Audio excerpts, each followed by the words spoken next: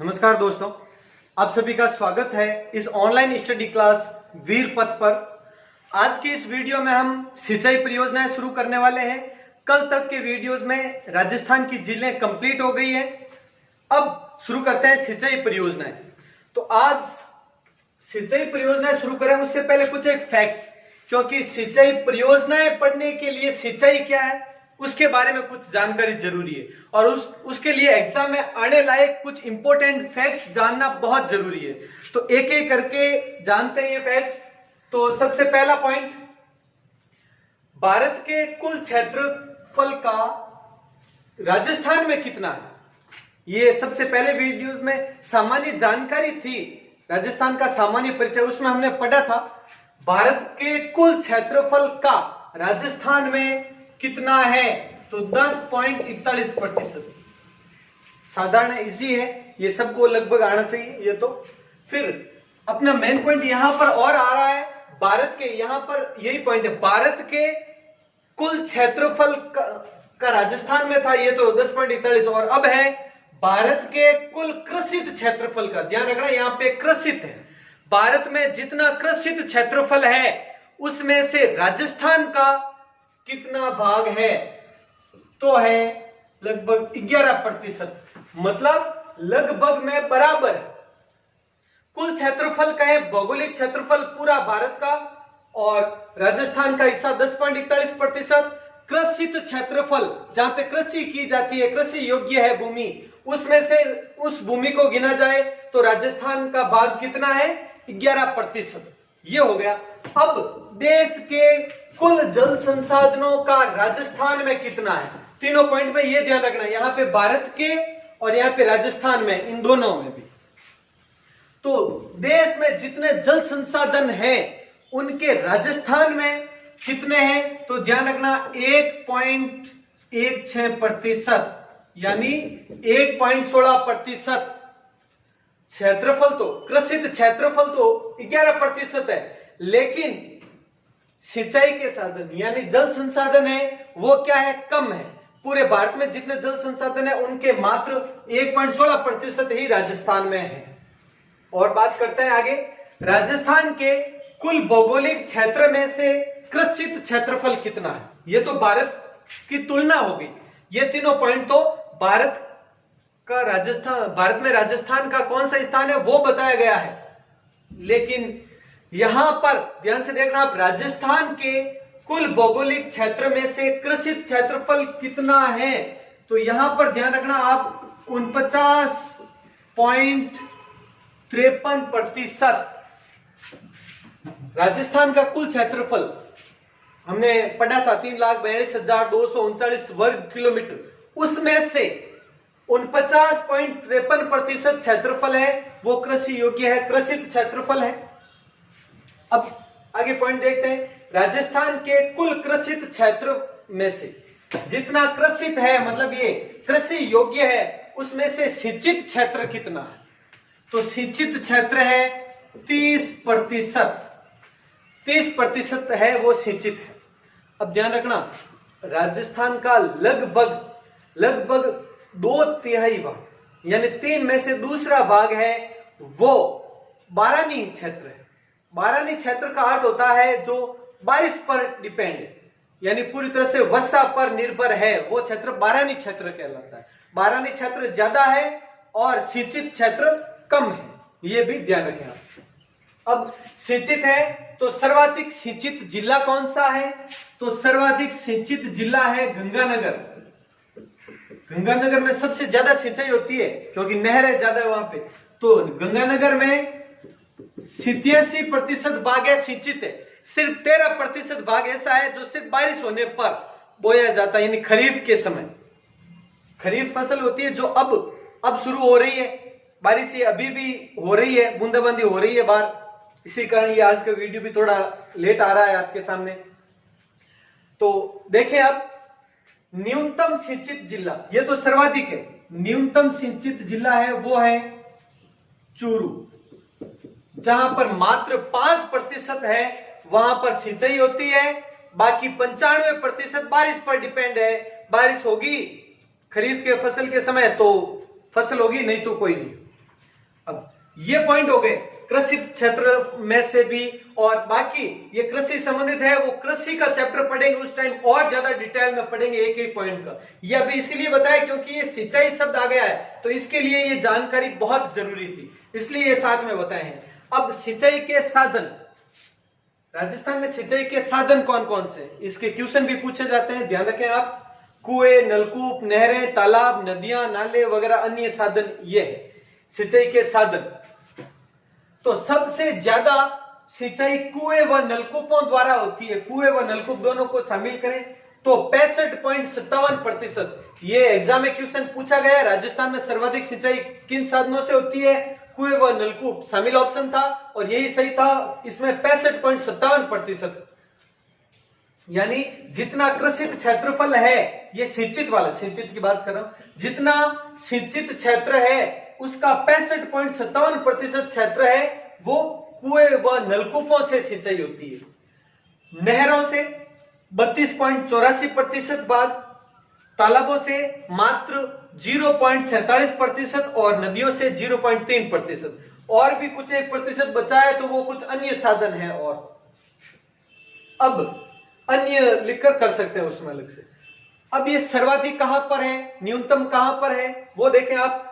एक ये भी देखना आप, कुएं व जैसे कि कुएं नलकूपों से इतना हो गया तो फिर बारिश कोई सिंचाई का साधन नहीं है, ध्यान रखना। इन सब से जो भी सिंचाई के साधन है, इनमें जल उपलब्ध करवाने का काम बारिश जरूर कर सकती है, लेकिन सिंचाई का मतलब क्या है वो समझना एक बार।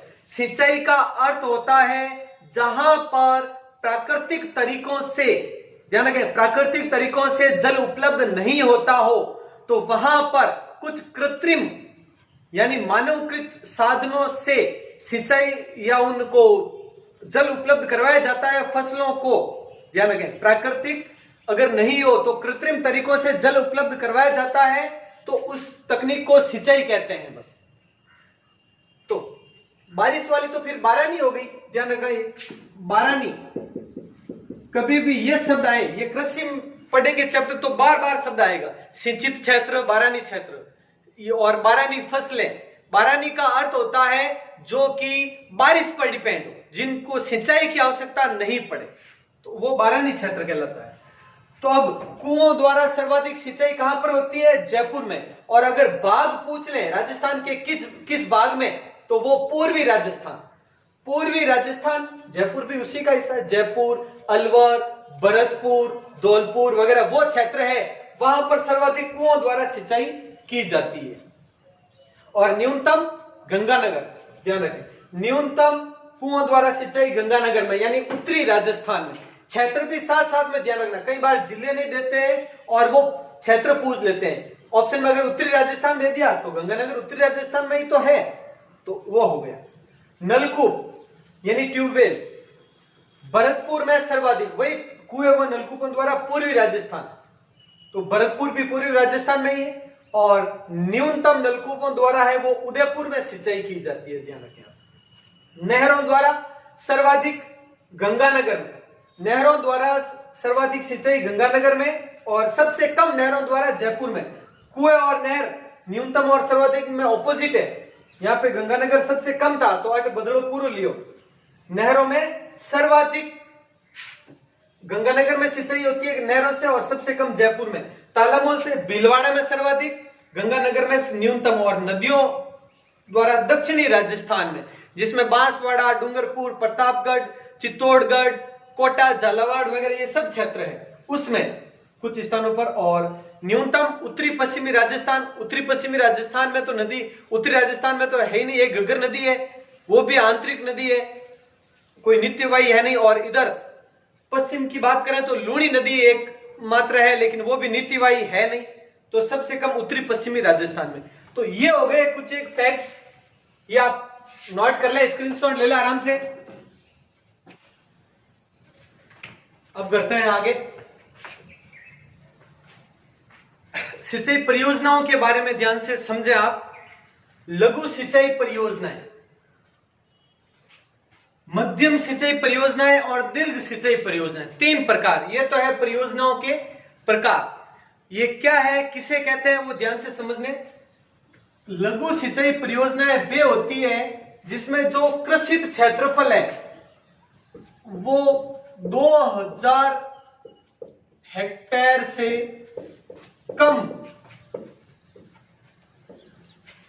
कृषित क्षेत्रफल 2000 हेक्टेयर से कम को सिंचित करती है। यानी ये कितने क्षेत्रफल तक अपने ये सिंचाई करवा सकती है। मतलब योजनाओं का मतलब क्या है कि आसपास के क्षेत्रों को सिंचाई के लिए जल उपलब्ध करवाना।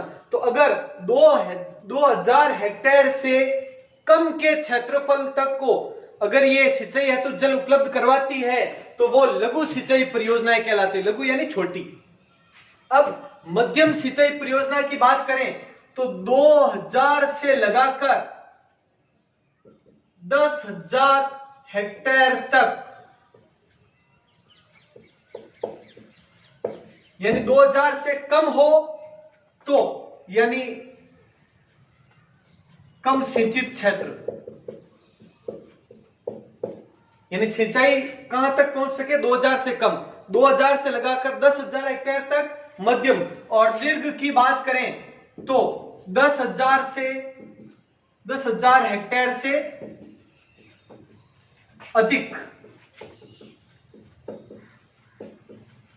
इससे अधिक अगर सिंचाई उपलब्ध करवाती है 10,000 हेक्टेयर से तो वो कहलाती है दीर्घ सिंचाई परियोजना, या इसे वृहद सिंचाई परियोजना भी कहते हैं। वृहद या वृहत भी कहते हैं इसको। अब कुछ एक सिंचाई परियोजना प्रमुख के बारे में जो यहां पर इस साइड में लिखी है, इनकी तो बहुत डीपली डिटेल करनी पड़ेगी हमें, बहुत महत्वपूर्ण है ये सभी। इंदिरा गांधी नहर परियोजना सबसे बड़ी परियोजना, ध्यान रखना, बहुत महत्वपूर्ण है। बहुउद्देशीय परियोजना है, इन तीनों पॉइंट से अलग, ये तो लघु मध्यम दीर्घ है ही है। एक और प्रकार होता है बहुउद्देशीय परियोजना। बहुउद्देशीय का अर्थ होता है ये तो सिर्फ सिंचाई के लिए, यहां पर जो पॉइंट है सिर्फ और सिर्फ सिंचाई उपलब्ध करवाना। लेकिन बहुउद्देशीय परियोजना का अर्थ होता है एक से ज्यादा उद्देश्य, जिसमें सिंचाई भी, जल व्यवस्था भी, पर्यटन भी, सभी शामिल होता है। तो वो भी देख लें आप। इंदिरा गांधी नहर भी है, रावी व्यास परियोजना, बागड़ा नांगल परियोजना, ये परियोजना है वो बहुउद्देशीय में मानी जाती है। ये तीनों ध्यान रखना, इसके बारे में भी करेंगे डिटेल हम। इसके अलावा गंग नहर परियोजना, ध्यान रखें राजस्थान की पहली सिंचाई परियोजना कौन सी? गंग नहर परियोजना ही थी। तो इसके बारे में भी डिटेल करेंगे पूरी। चंबल नदी घाटी परियोजना, चंबल नदी पर माही बजाज सागर परियोजना, यानी माही नदी के बारे में ये पॉइंट पढ़ा था हमने। नर्मदा नहर परियोजना, ये कुछ एक बड़ी और प्रमुख परियोजना है जिनके बारे में हम डिटेल करेंगे बहुत ज्यादा विस्तार से। राजीव गांधी नहर परियोजना, भरतपुर नहर परियोजना, गुड़गांव नहर परियोजना, ये छोटी छोटी परियोजना है, इनके बारे में ज्यादा नहीं, 2-2 4-4 लाइन डिटेल है जो कि हम करेंगे। पांचना बांध परियोजना, इसरदा बांध परियोजना, जवई बांध परियोजना और जाखम बांध परियोजना, ये बांध पर है, इसमें ज्यादा डिटेल बाद में करने की आवश्यकता नहीं है। मैं इतना सा बता दूं आपको, पांचना बांध के बारे में हमने पढ़ा था नदियों के चैप्टर में, जब हम कर रहे थे गंभीर नदी। ध्यान रखें, यहां पर इस क्षेत्र में मैंने बताया था करौली सपोर्टर की पहाड़ियों से उद्गम, यहाँ पे करौली, सवाई माधोपुर वगैरह यहां से जाती है। तो करौली में ही कौन सा है? गंभीर नदी पर पांचना बांध स्थित है, मिट्टी का सबसे बड़ा बांध जो अमेरिका की सहायता से बनाया गया था। तो गंभीर नदी पर, और कहां पर है? करौली में।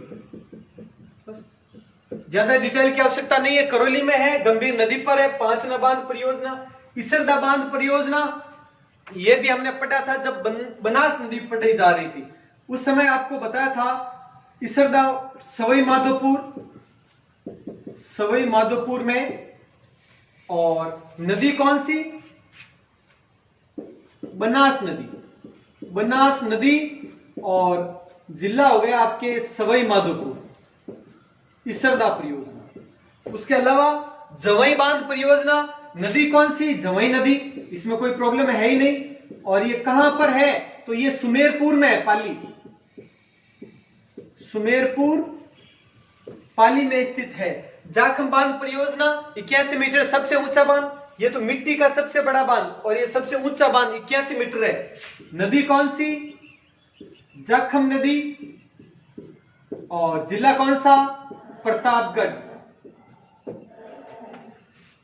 तो ये देख लें आप, जितनी भी परियोजनाएं हैं प्रमुख, उनके बारे में, इनके बारे में बहुत ज्यादा विस्तार है, एक एक दो दो लाइनें इनके बारे में कर लेंगे। और ये बांधो वाला तो हो गया, ज्यादा अलग से करने की आवश्यकता है नहीं।